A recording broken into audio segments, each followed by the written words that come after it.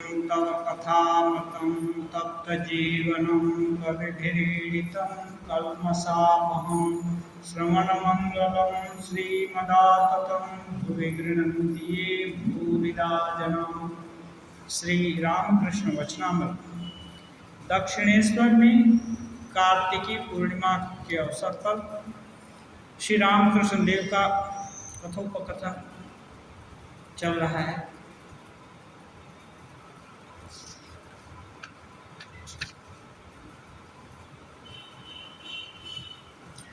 प्रसंग है ब्रह्म ज्ञान का।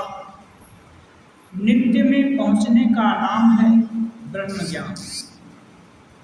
बड़ा कठिन है। विषय बुद्धि एकदम नष्ट हुए बिना नहीं होता। ब्रह्म ज्ञान बहुत कठिन है और अंतिम बात है। विषय बुद्धि एकदम नष्ट हुए बिना कुछ नहीं होता। क्या है कि एकदम पवित्र, जो नित्य शुद्ध बुद्ध मुक्त स्वभाव पवित्र है, अब उसमें कुछ भी रहे तो अपवित्र हो जाता है। इसलिए कुछ न रहे तो वो शुद्ध हो जाता है, उसके बिना होता नहीं। और जहाँ कुछ है वहाँ जीव जगत का राज्य हो जाता है। तो अभी ब्रह्म ज्ञान की श्रेणी नहीं हो पाती। वहाँ एक रस, एक तत्व रहेगा और कुछ नहीं। तो विषय बुद्धि माने विषय ज्ञान भी है, ये पूरा जब तक खत्म नहीं होगा। और खत्म कैसे होगा? जो जिनको ब्रह्म ज्ञान हुआ है उनको हवा लगेगी तो हवा नहीं मालूम होगा, ऐसा नहीं है। उनको खट्टा मीठा नमक तमक खाएंगे तो नमकीन भी लगेगा, सब कुछ लगेगा। लेकिन सामान्य लोगों का क्या है, जिनको ब्रह्म ज्ञान नहीं हुआ है, उनको उसमें रस मिलता है। अनुकूल चीज मिली तो सुख होगा, टेस्टी होगा तो अच्छा लगता है, और बिना टेस्ट का हुआ तो खराब लगता है, या कटु हुआ तो कटु लगता है, और उसका उनके चित्त में रिएक्शन होता है। लेकिन जो ब्रह्म ज्ञान की अवस्था में है, सब कुछ ब्रह्म ही दिखेगा। आप लोग को याद होगा तो होगा, ठाकुर एक बार बोल रहे थे ऐसे ब्रह्म ज्ञान का, और तो नरेंद्रनाथ उस समय तो ये ब्राह्मण समाज के लोगों से ज़्यादा प्रभावित, वो बोलते हैं घटी बाटी झाड़ू ये सब सभी चीज ब्रह्म है। ये कैसे हो सकता है? लड़का है ना, तो तर्क के दृष्टि से सभी कुछ एक ही कैसे हो सकता है? दिख रहा है अंतर है, एक में मांस है, एक में इनर्ट चीज है, देखने में विभिन्न चीज तरह का लग रहा है, कैसे एक हो सकता है? भला संभव है? नहीं है। विचार बुद्धि से कैसे भी करके संभव नहीं है, लेकिन तत्व की दृष्टि से सभी एक है। यही तो उपलब्धि और अनुपलब्धि की बात होती है। और यदि कहें कि अच्छा सबको एक मैं जान भी लिया तो इससे क्या हुआ? इसका रिजल्ट लेकिन बहुत गंभीर है। जान लिया, अच्छा आप बहुत चीज देख रहे हैं, आनंद भी आ रहा है, सुख भी आ रहा है, दुख भी आ रहा है। यदि हम एक ही जान लिए तो फर्क क्या हो? लेकिन शास्त्र बताते हैं, महापुरुष लोग बताते हैं, इससे इसका रिजल्ट बहुत गंभीर है, बहुत ऊंचा है। इसको बोलते हैं विद्यते हृदय ग्रंथिश्छिद्यन्ते सर्व संशया क्षीयन्ते च अस्य कर्माणि तस्मिन् दृष्टे परावरे। ये ब्रह्म ज्ञान होने से हृदय की ग्रंथि है ना, कट जाती है एकदम। छिद्यन्ते सर्व संशया, ये हृदय में गांठ है। गांठ माने यदि गांठ न रहे तो क्या होगा, एक रास्ता दिखाई देगी। गांठ है तो वहाँ एक रास्ता भिन्न हो जाती है और रुकावट पैदा हो जाती है। और इस गांठ क्या है, ये माया ही है गांठ, जो कि एक रस ब्रह्म को देखने नहीं देती।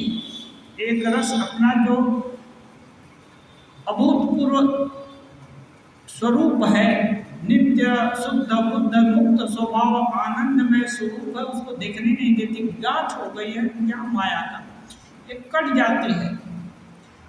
छिद्यन्ते सर्व संशया, सभी प्रकार का संशय खत्म हो जाता है। संशय माने होगा कि नहीं होगा, ये है कि वो है, सत्य क्या है। सबसे ज़्यादा संशय तो सत्य क्या है, हम सत्य है ना, हमारा शरीर सत्य है ना, कल बीमार थे वो सत्य है ना, आज स्वस्थ हैं ये सत्य है, कल रहेंगे कि नहीं रहेंगे ये क्या, कौन सा सत्य है। ये सत्य माने जिसकी सत्ता बनी रहे, अल्टीमेट सत्य वही है जो सदा बना रहे। तो एकमात्र ब्रह्म वस्तु, आत्म वस्तु को छोड़कर और कोई सत्य रहने वाली चीज नहीं है। ठीक है, अब इसके यहाँ संशय हो गया तो जो आनंद स्वरूपता का बोध नहीं होता है।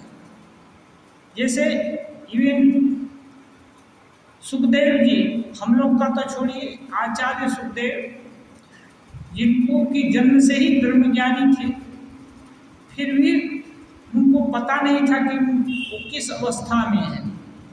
पिताजी ब्रह्म ज्ञान का जो लक्षण बताते थे, वेद व्यास जी तो ब्रह्म के पुरुष थे, इतने वेदों का संकलन भी किए, पढ़ाए भी, पुराण भी रचना किए, सब चीज पढ़ाए, सब मर्म जानते हैं। वो देख भी रहे हैं कि इस लड़के में पूरा लक्षण है। उनसे एक बार पूछे सुखदेव जी, तो वो खुद नहीं बताए, क्यों, उनको बचपन से ही देख रहा है ये लड़का। तो बोलेंगे तो हो सकता है लाड प्यार में अपना बेटा को, अपना बेटी को आदमी एकदम सिर पर माथे पर चढ़ा कर रखता है ना, अपने को अच्छा तो कहता ही है। तो हो सकता है इसलिए प्रशंसा कर दे रहे हैं। तो वो राजा जनक जी के यहाँ भेजे। जब राजा जनक जी सुने तो ब्रह्मज्ञानी लोग का ऐसा नहीं है कि देखने से सब कुछ मालूम होता है, वो सुन लिए या आभास हो गया कि कोई आ रहा है, चल दिया उनके तरफ, तो उनको पता भी चल जाता है कि कोई आ रहा है यहाँ मिलने के लिए। कौन आ रहा है ये सब भी जानना चाहेंगे तो हर कुछ जान सकते हैं। ब्रह्मज्ञानी लोग कोई भी विद्या ऐसी नहीं है जो नहीं जान सकते, तो जान सकते हैं। तो वो देखे कि ये तो ब्रह्मज्ञानी को ही भेज रहे हैं, उसके ब्रह्मज्ञानी पिता ही भेज रहे हैं।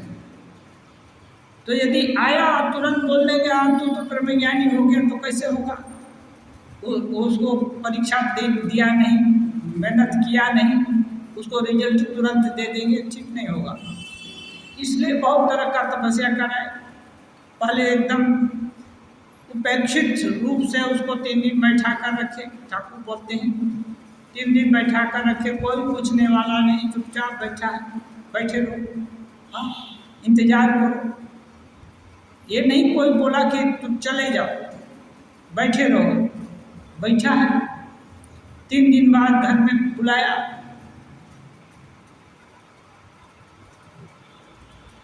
बहुत तरह का आदर दिया, और राजा रोज रोज खोज भी लेता है कि क्या हो रहा है, कैसा है। वो 3 दिन बैठा है तो अभी क्या गुस्सा हो रहा है क्या, नहीं, वो ऐसा नहीं बोला कि हम 3 दिन से इंतजार कर रहे हैं, जानते नहीं, हम अभिशाप दे देंगे अमुक तुम, या गुस्सा हो गया तम आ गया। यहाँ 1 घंटे इंतजार करने से भी लोग छटपट करने लगते हैं। और 3 दिन अब खाना भी नहीं मिला, कुछ भी नहीं दिया सब। और उसके बाद अंदर बनने लगे, सभी तरह की सेवा सुविधा सब सुसुका हो रही है।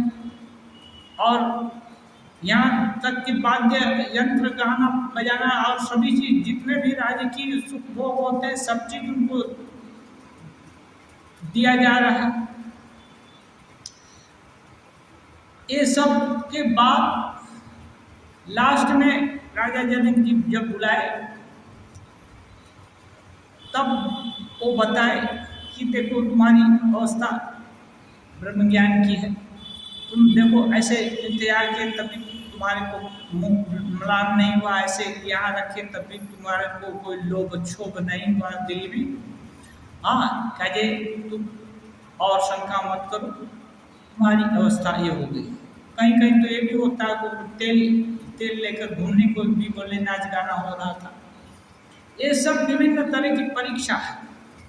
परीक्षा में पास हो गए तो इसका रिजल्ट क्या हुआ? छिद्यन्ते सर्व संशया। जब तक संशय है तब तक ब्रह्म ज्ञान नहीं है।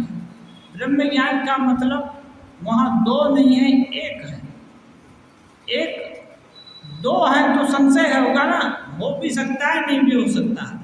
1 है तो और कुछ है ही नहीं, तो बात संशय की का प्रश्न ही नहीं होता। ऐसे ही ठाकुर के भी कितनी सिद्धियां प्राप्त हुई, तो कभी कभी ठाकुर भी परीक्षा लिए हैं।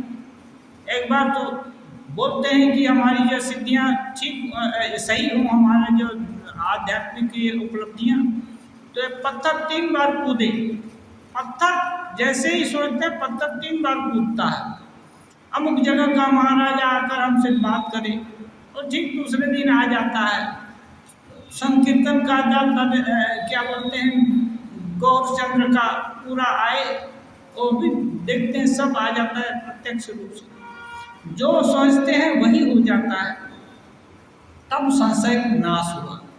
तो बोलते हैं ब्रह्म ज्ञान होने से विद्यते हृदय ग्रंथि, हृदय की गांठ कट जाती है। छिद्यन्ते सर्व संशया, सभी प्रकार के संशय खत्म हो जाते हैं। क्षीयन्ते च अस्य कर्माणि, जीव का क्या है, हम लोग विभिन्न इच्छा लेकर जन्म लेते हैं कि ये करेंगे, वो करेंगे, वो करेंगे। ये इच्छा जब तक रहेगी तब तक कुछ न कुछ करते रहना होगा, और तब जन्म मरण के चक्र में पड़ते रहना पड़ेगा। तो क्षीयन्ते च अस्य कर्माणि, इसका कर्म करने का इच्छा है ना, खत्म हो गया। क्यों खत्म हुआ? क्योंकि अल्टीमेट अवस्था को प्राप्त हो गया, उससे ज़्यादा और उपलब्धि होनी नहीं है।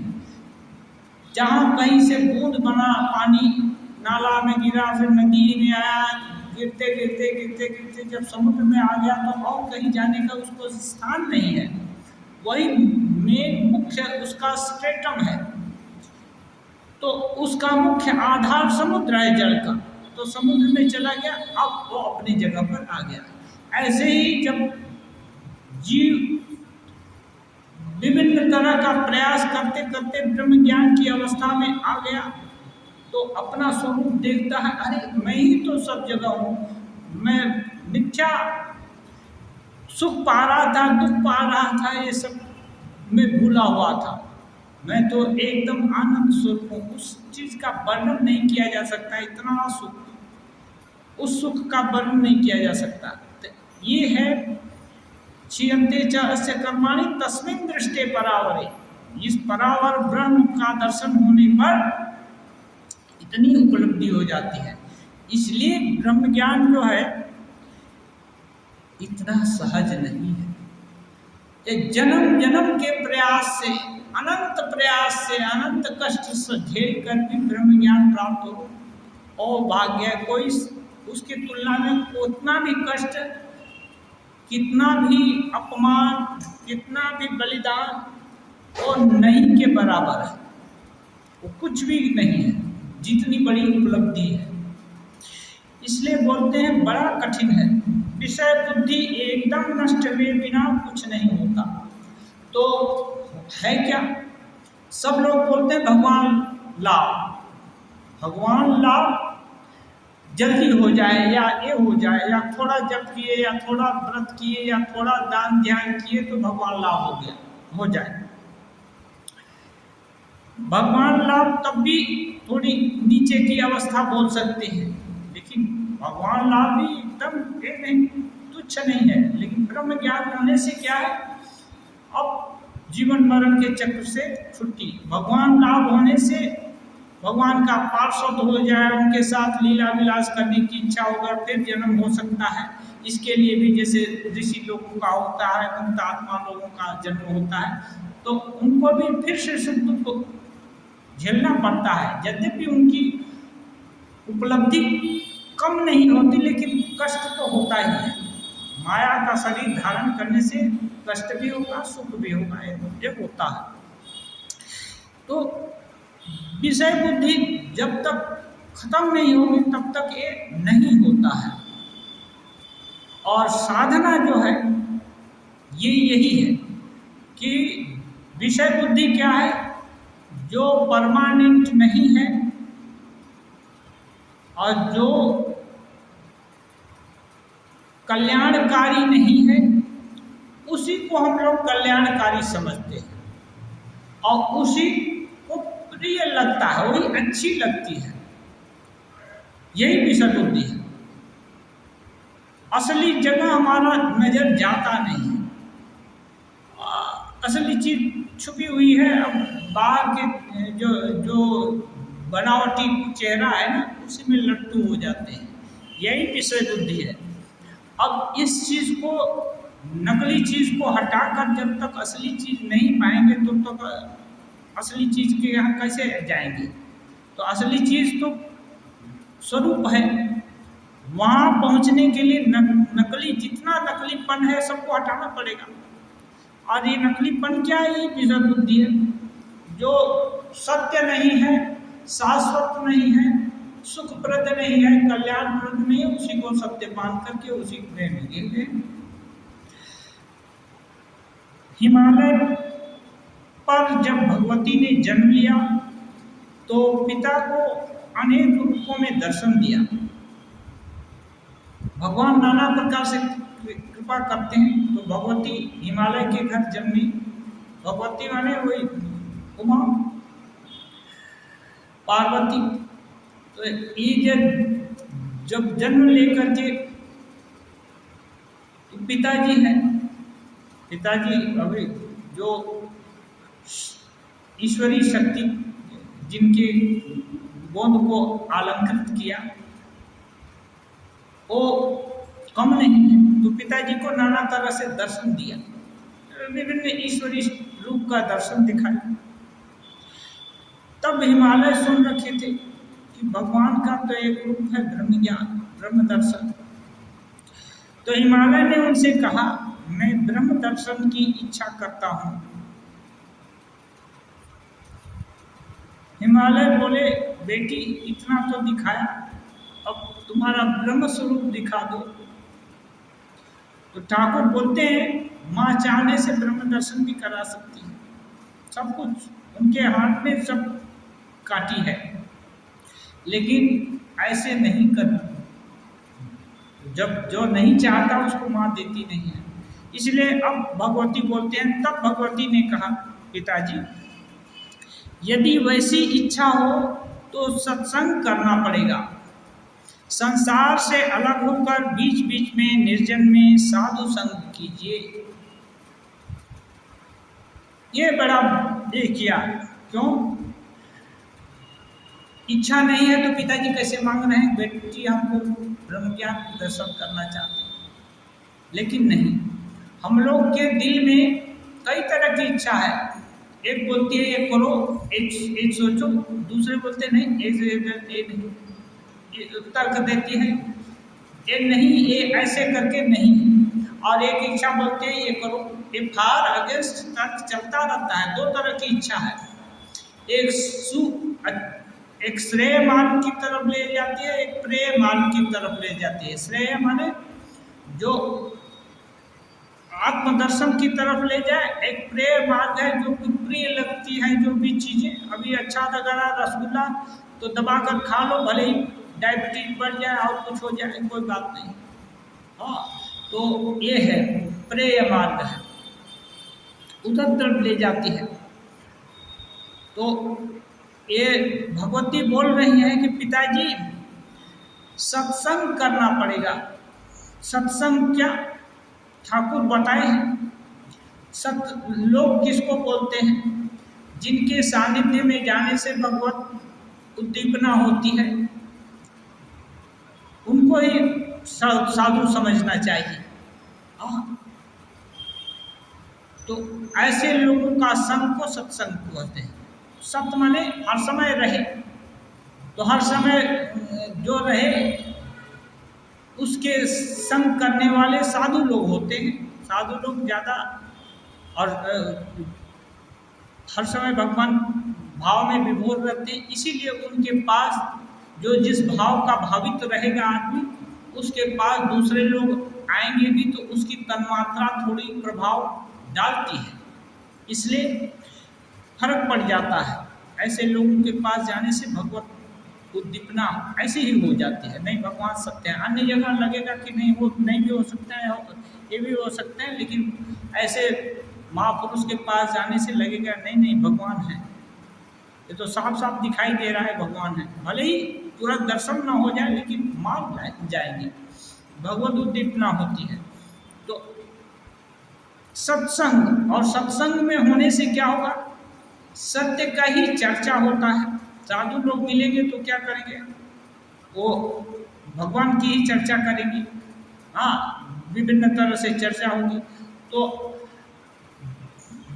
दिमाग में हर समय सत्य के प्रति निष्ठा धीरे धीरे बढ़ेगी। और बोलते हैं संसार से अलग होकर बीच बीच में निर्जनवास,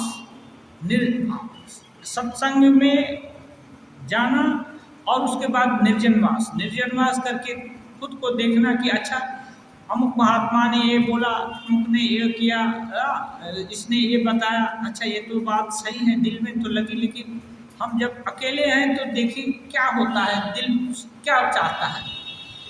कभी कभी सुन करके हम लोग सही मान लेते हैं, लेकिन जब दूर में आते हैं, अकेले रहते हैं, तो संशय हो जाता है। तो यदि संशय हुआ तो फिर गए सत्संग में कि नहीं अच्छा ये यहाँ तो संशय हो गया, तो यहाँ क्या हुआ, तो फिर सुनेगा 10 दूसरे तरह से, कभी प्रश्न करेंगे, कभी प्रति प्रश्न करेंगे। तो ऐसे करके वैराग्य होगा। जब वैराग्य होगा तब ब्रह्म ज्ञान को छोड़कर और कुछ पाने की इच्छा नहीं रहेगी। जब ऐसी अवस्था आ जाएगी तभी ब्रह्म ज्ञान होगा। थोड़ा भी ये जो सूता डालते हैं ना सुई में, थोड़ा भी इधर उधर निकला रहेगा, कोई पतला सा भी, तो भीतर में नहीं घुसता है और उधर खींच देता है। ऐसे ही जब तक कोई भी इच्छा रहेगी तब तक ब्रह्म ज्ञान नहीं हो सकता, क्योंकि उसमें कुछ है। जब तालाब के किनारे बना हुआ सराय भरती है या कुछ है, मान लीजिए पानी से नहीं भरती है, कुत्ता पैखाना ही कर दिया है, तो उसमें कैसे रहेंगे? पानी उसमें सफाई करना पड़ेगा, रह नहीं सकते। तो ये चीज़ है। तो कुछ भी गंदगी रहे तो वहाँ ठहरना मुश्किल हो जाएगा।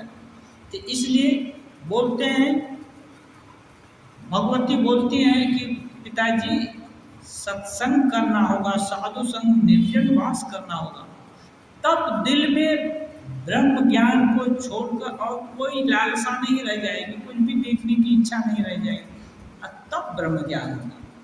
सभी तो देख लिए, कितना रूप वहाँ दिखा दिया, तब भी संतोष नहीं हुआ, इसीलिए तो और चीज चाहा। यदि समझ लेते कि यही तो ब्रह्म है, विभिन्न रूप में खेल रहे हैं, लेकिन नहीं समझ में आता, संशय जाता नहीं है कितना भी दिव्य दर्शन होने से। इसलिए अब वैराग्य होगा, परम वैराग्य, तब ब्रह्म ज्ञान होगा, और फिर तब संशय खत्म हो जाएगा, फिर संशय और नहीं हो जाएगा। कैसे? जैसे आग लग गई भयंकर, पूरा जल गया, अब उसमें कोई बांधने का रस्सी है तो उसके बांधने की क्षमता नहीं रहेगी, बीज है तो उसको उगने की क्षमता नहीं रहेगी, कुछ भी क्षमता नहीं, क्षमताहीन हो गया। ऐसे ही जो सोचने समझने की क्षमता है, ये माया जनित, ये सब क्षमता खत्म हो जाएगी। अब भले ही ऐसे समाधिमान पुरुष जिंदा रहे, लेकिन अब माया के कारण उनका सोच, उनकी चलन चाल चलन जो कुछ भी है माया के कारण नहीं होता। अब वो पूर्व जो संवेग चलता आ रहा है, जिसके कारण देह धारण हुआ है, उसके कारण देह खा लेता है, पी लेता है, लेकिन कोई तरह का अटैचमेंट नहीं रहता है। अब उनका कोई शंका नहीं है, कोई संदेह नहीं है, कोई कर्म नहीं है, करें तो भी न करें तो भी कुछ आता जाता नहीं है। उनके लिए गंदगी में बैठे या अच्छा जगह बैठे, सुगंधित जगह बैठे, सिंहासन पर बैठे या कहीं बैठे, उनको लिए बराबर है। समलोष्टास्म कांचन, कहीं मट्टी है, ऐसा होना है, उनके कोई अंतर नहीं होता। अच्छा बुरा कुछ है, सुख दुखे सब, सुख दुख में सब में समान, मान अपमान में सभी जगह समान। इतनी बड़ी उपलब्धि होती है, इसलिए ब्रह्म ज्ञान कठिन है। बड़ा चीज मिलने के लिए बड़ा प्राइस देना पड़ेगा ना, इसलिए ये तो चरम पुरस्कार है।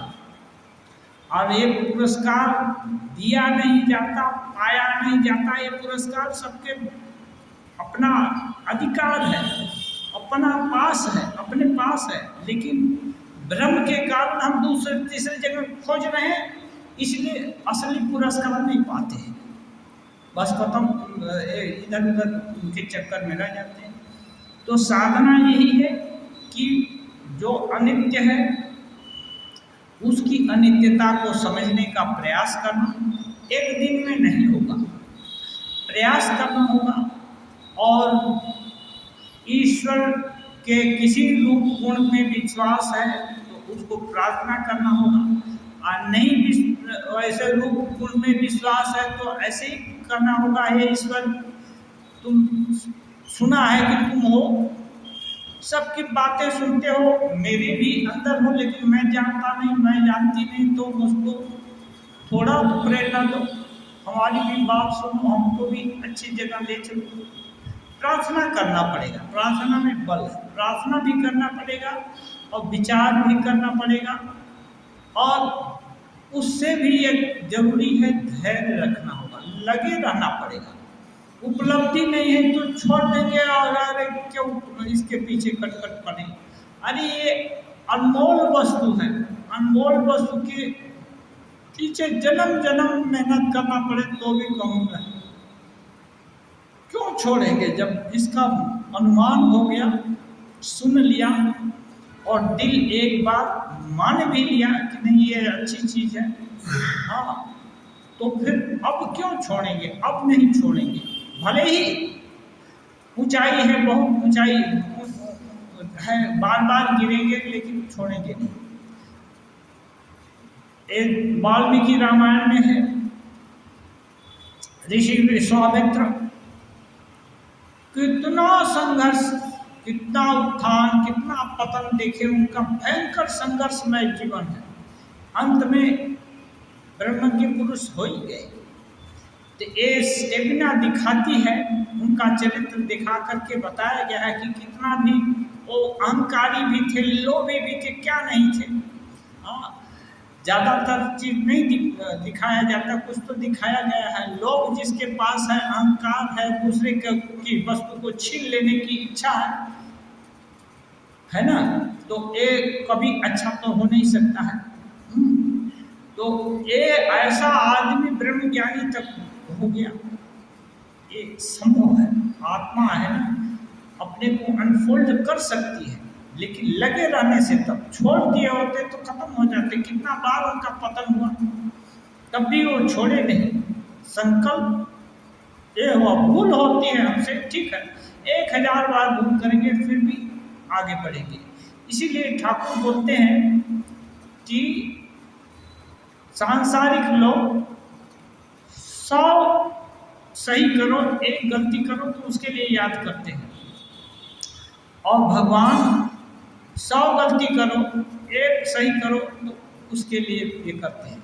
इसलिए जो कोई भी लगा रहेगा, कितनी भी गलती करेगा, कितना बार भी गिरेगा, तब भी ईश्वर उसकी सहायता करते हैं, क्योंकि ईश्वर उससे भिन्न नहीं है। हम जाने या ना जाने, हमसे भिन्न ईश्वर नहीं है। और जो मंत्र दीक्षा लिए हैं, जो इस मार्ग में किसी गुरु से दीक्षित हो गए हैं, जो भी है, श्री रामकृष्ण देव बोलते हैं, जो जिसकी आत्मा है, जिसका इष्ट है, वो उसकी आत्मा है। तो इसका मतलब क्या? आत्मा शुद्ध बुद्ध मुक्त स्वभाव, अपना ही स्वभाव है। तो वो इष्ट जो भी बता दिया गया है, हाँ, इष्ट के रूप में मूर्तिमान होकर के अपने को प्रेरणा देने की दे रही है। इसके अंदर झांकने का क्षमता नहीं है, इसलिए वहाँ देखेंगे तो झांक सकते हैं। विभिन्न तरह की रुचि है, तो रुचि भेद के कारण हर तरह की व्यवस्था है। तो इष्ट में आत्मा को देखकर अपनी आत्मा को फिर ले आकर अपने देह में ही देखना है, इसी पिछड़े में, तब बात बन जाएगी। और इसके लिए सतत प्रयास करना होगा, इतना जल्दी होने वाला नहीं है। लेकिन ये अनमोल वस्तु है, इससे श्रेष्ठ वस्तु और कुछ है नहीं निखिल ब्रह्मांड में। और इसका ऐश्वर्य अनंत है, कोई कल्पना नहीं कर सकते, इतना है। अच्छा, उस एक से ही अनेक हुए हैं, नित्य से ही लीला है। और ऐसे साधक को समझना चाहिए कि जो एक है ब्रह्म या अपनी आत्मा, उनसे ही अनेक हुए हैं। अनेक माने एक नहीं, अनेक माने सभी, जितने भी कीड़े पतंग से लेकर बैक्टीरिया या जो कुछ भी कल्पना कर सकते हैं, हवा, इनर्ट वस्तु, सब कुछ मत्तः सर्वम प्रवर्तते, मेरे से ही सब कुछ निकला हुआ है। पाषाण की भी जननी है, राक्षसों की भी जननी है, देवताओं की भी जननी है, सबकी।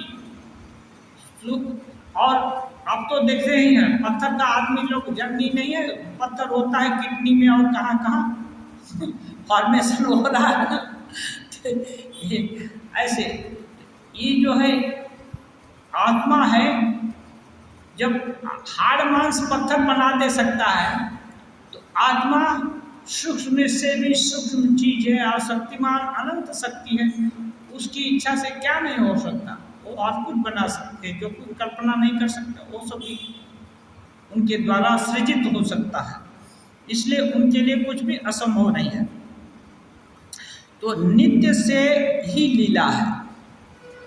लीला माने जो ईश्वर के विभिन्न रूप और हम आपके विभिन्न रूप, ये नित्य से ही उत्पन्न हुए हैं। यदि ये मानते हैं, ये सोच पा रहे हैं, तो बहुत सारा झंझट दूर हो जाता है, जागतिक झंझट भी दूर हो जाता है। आप गलत स्टेप लेने से हिचकेंगे, अपने से ही अपने को कैसे कष्ट देंगे।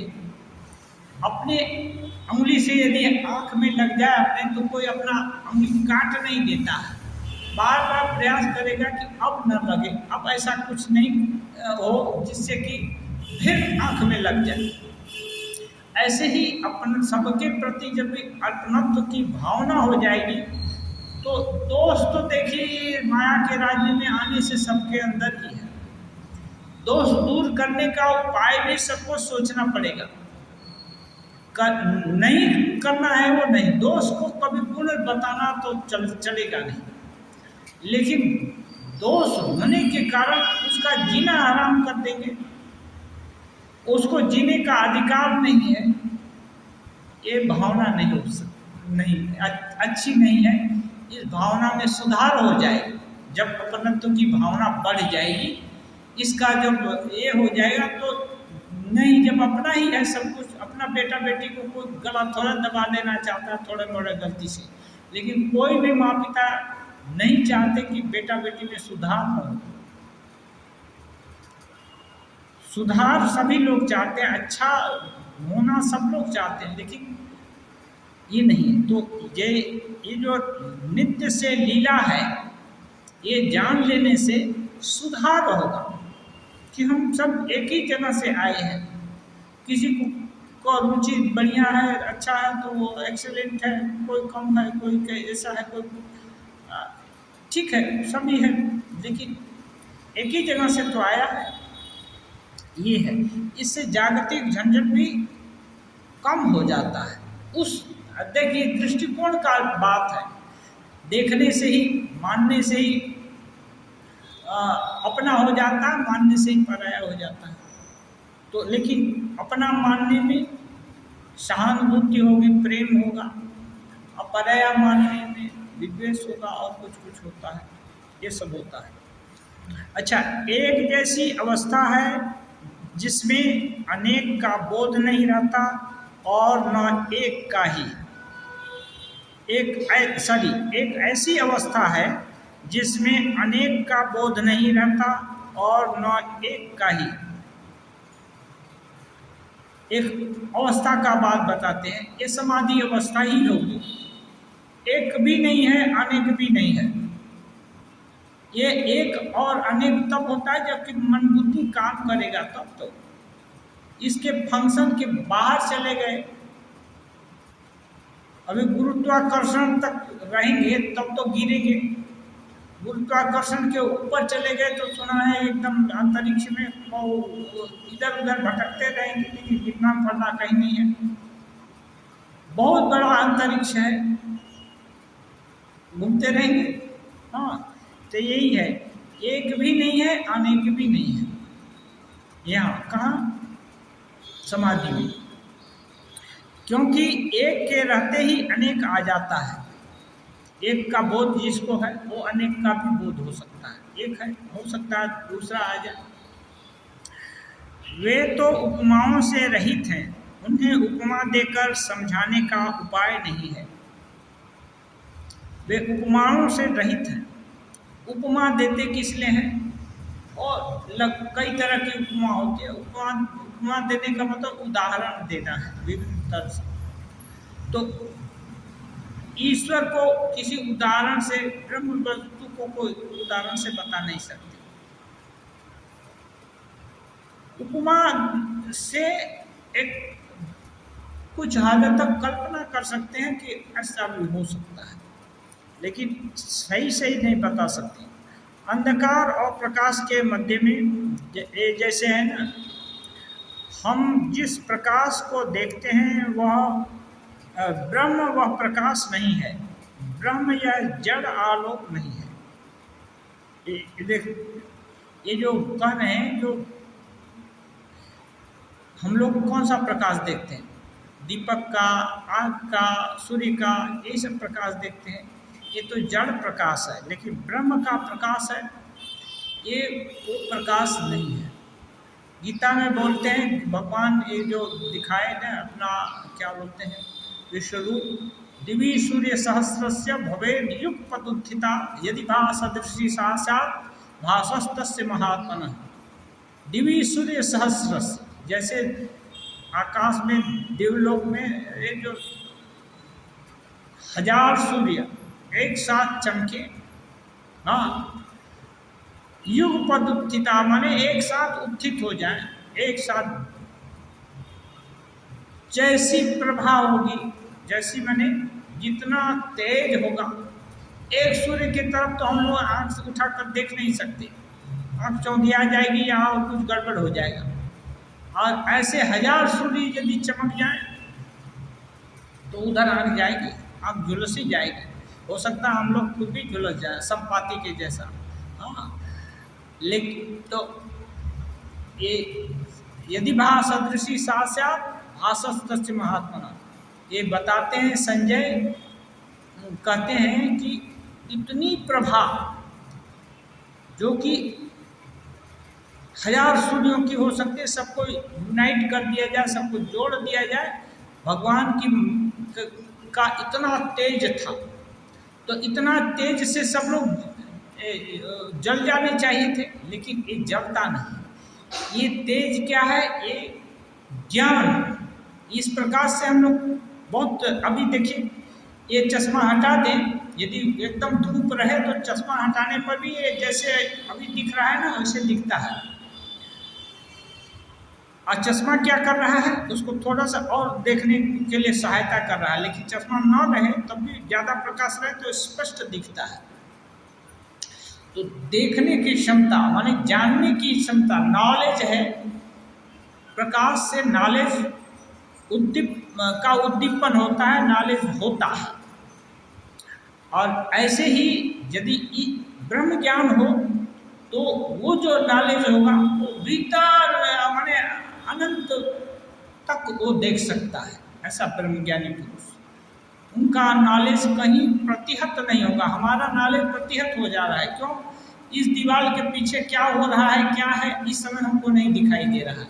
अनुमान हम कर सकते हैं कि इसके पीछे कटहल का पेड़ है, उसके पीछे ये है, ऑफिस है, बिल्डिंग है, ये आगे आगे देखें, ये नॉलेज है। लेकिन तुरंत क्या हो रहा है? नहीं है, ये प्रतिहत हो गया है। लेकिन अप्रतिहत का मतलब कितनी भी दीवार लगा दे तो भी वो जानना चाहे तो वो जान सकता है ब्रह्मज्ञानी पुरुष। तो इतना तेज हो जाता है, इसलिए वो जड़ आलोक नहीं है, वो वहाँ हर कुछ क्रिस्टल क्लियर हो जाएगा। ये विशेषता है। इसके लिए ब्रह्म ज्ञान बहुत कठिन है। और क्या बोलते हैं, पाने में भलाई है। जो ब्रह्म ज्ञान पा जाए उसको लाभ है, वो डिप्राइव नहीं हो रहा है, उसको कोई नुकसान नहीं होने वाला है। लेकिन ये चीज़ नहीं समझ में आता है।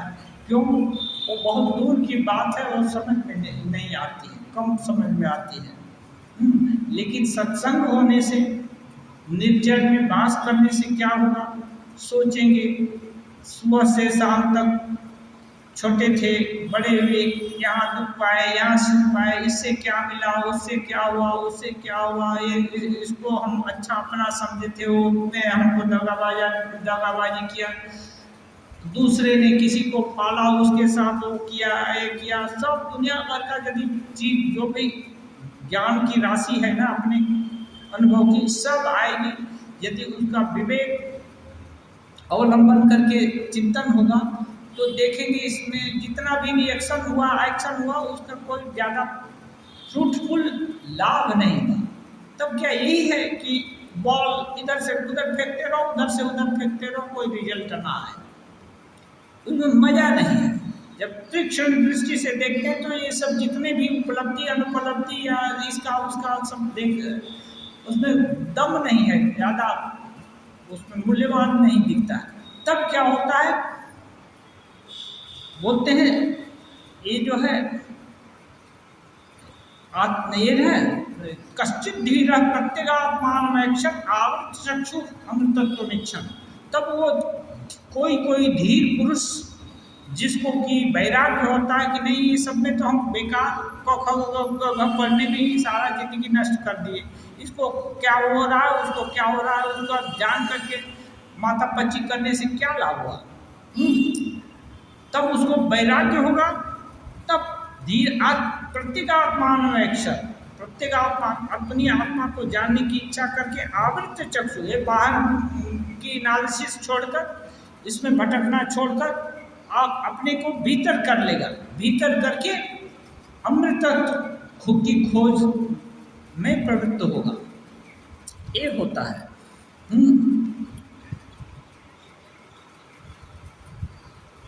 फिर कहते हैं, फिर जब वे मेरे मन की अवस्था को बदल देते हैं, जिस समय लीला में मन को उतार लाते हैं, तब देखता हूँ ईश्वर, माया, जीव जगत वे सब कुछ बने हुए हैं।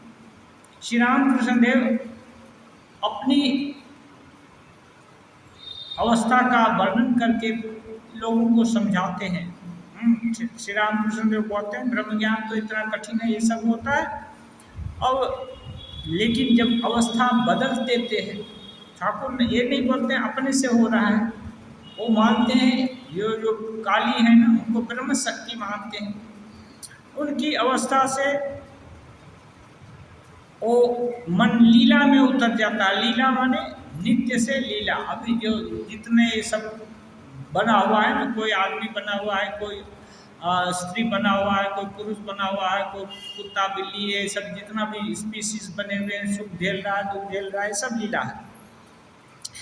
तो लीला में तब देखता हूँ ईश्वर, माया, जीव जगत वे सब कुछ बने हुए। ईश्वर भी वही बने हैं, माया भी वही बने हैं, क्योंकि माया जानने नहीं देती ठीक पे ठीक। उस वो भी वही बने हुए हैं, जीव भी वही बने हुए हैं। ये सब संसार का जितना चीज़ है सब वही बने हुए हैं।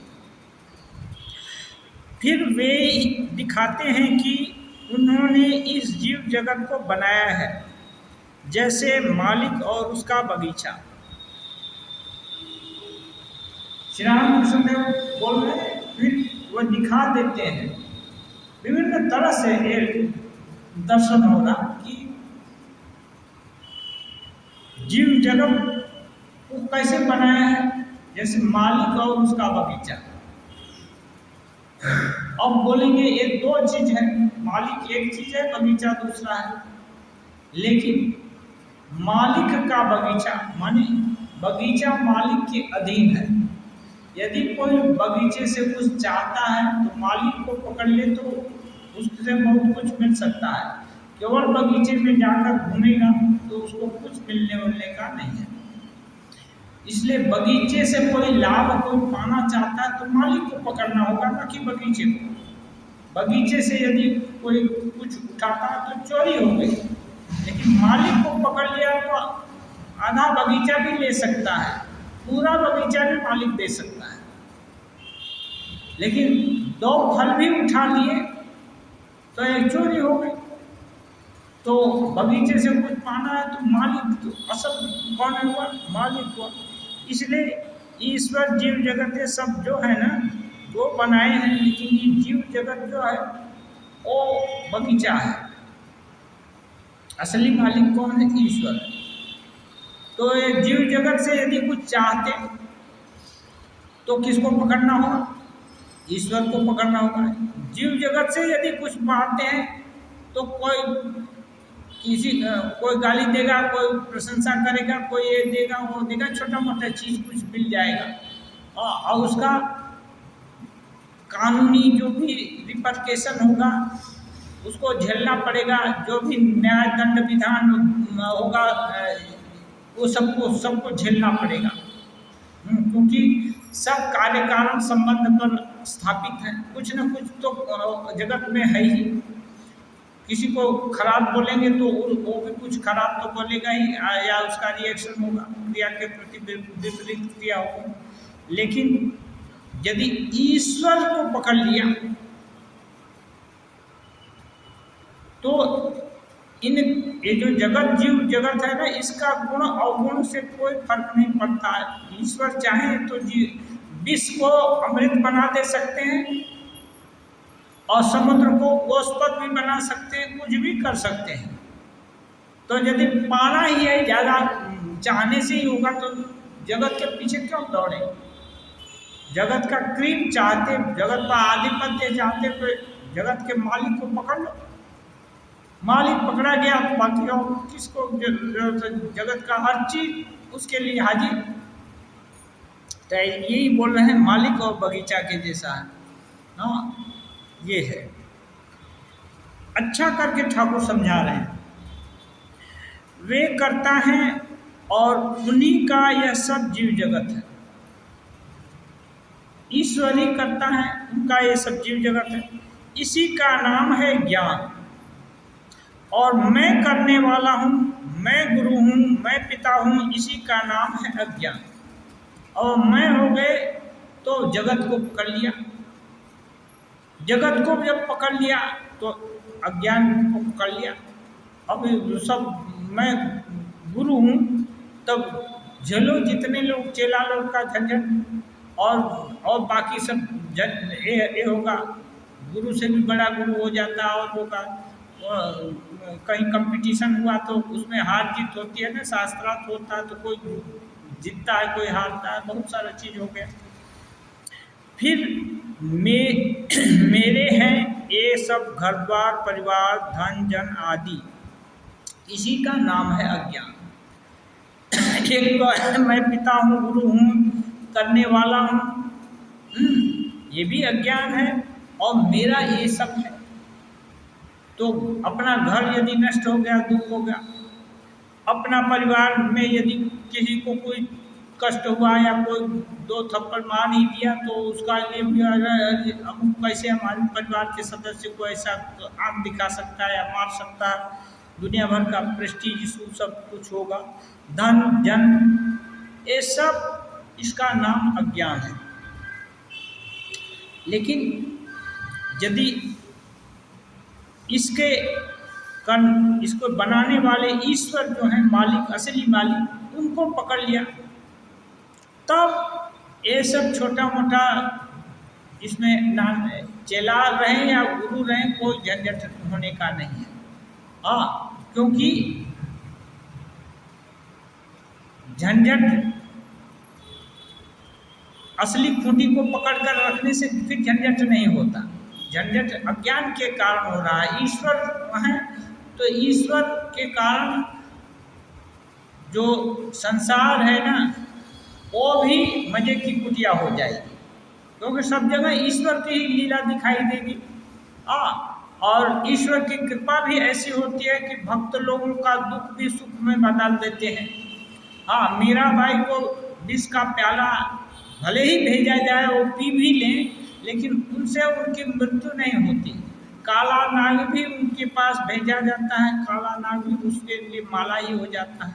ऐसा और भी कितना जगह, हमारा तुरानंद महाराज उनके आँख में नाइट्रिक एसिड उनका सेवक भूल से डाल दिया, उनको आँख में दवाई पड़ती थी, बूढ़े अवस्था हो गए थे, पास में नाइट्रिक एसिड रखा था, वो सेवक चला गया था, दूसरा कोई था, वो बोले कि तुम ही औषध डाल दो, औषध के बदले नाइट्रिक एसिड, पढ़ा लिखा तो सब नहीं होते ना, कोई नहीं पढ़ा होगा या देखा नाइट्रिक एसिड डाल दिया, जैसे ही आंख में पड़ा तुरानंद महाराज तो ठाकुर माँ के शरणागत हो गए ना, ब्रह्म ज्ञान की अवस्था है उनकी, तो गुस्सा नहीं होते, आंख जल रहा है, वो बोलते हैं माँ क्या तू आंख ले लेना चाहती है। अब जब जान रहे हैं कि माँ एक कर रही है, माँ दवा डाल रही है, अब देखिए डाल रहा है सेवक, लेकिन वो माँ को बोल रहा है माँ तू क्या आंख ले लेना चाहती है, तो माँ भला बेटे का कल्याण चाहती, कुछ नहीं हुआ, नाइट्रिक एसिड से चमड़ा पलक भी नहीं मुरझाई, एकदम टनाटन ठीक, समझ रहे हैं ऐसे। तब आप कोई पूछ सकते हैं तब भला औषध क्यों दिलाते, माँ को बोलते माँ एक कष्ट क्यों दे रही है, हो जाए, लेकिन नहीं, माँ पुरुष लोग माँ के आश्रित रहते हैं ना, माँ को अनावश्यक कष्ट नहीं देना चाहते, लेकिन कभी कभी माँ थप्पड़ मारती है जोर से, कोई आप जाने अनजाने भूल हो गई तो माँ सुधारने के लिए थप्पड़ जोर से मार देती है, तो वो आंसू भी बहाते हैं, तो अभी जैसे आंसू बहाए तो माँ का दिल पसीज जाता है, फिर गोद में उठा लेती है, पुचकारती है। तो ऐसे ही है, जैसे ही तुरानंद महाराज सोचते हैं कि माँ तू आँख ले लेना चाहती है, एकदम ठीक हो, मैंने कुछ भी नहीं हुआ, कितना चीज हो जाता है। तो ये सब ईश्वर रूप से जो जगत को देखते हैं उनके लिए सब कुछ मंगलमय हो जाता है लोग, लेकिन जगत रूप से जो जगत को देखते हैं उनके लिए सदा सुख दुख झेलना ही पड़ेगा।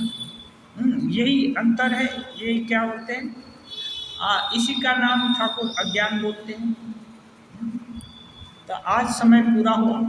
ओम निरंजनम नित्यम अनंत रूपम भक्तानुकंपाधृत विग्रहम वै ईशावतारं परमेशमेड्यं तंद्राम कृष्णं शीर्षा नमामि।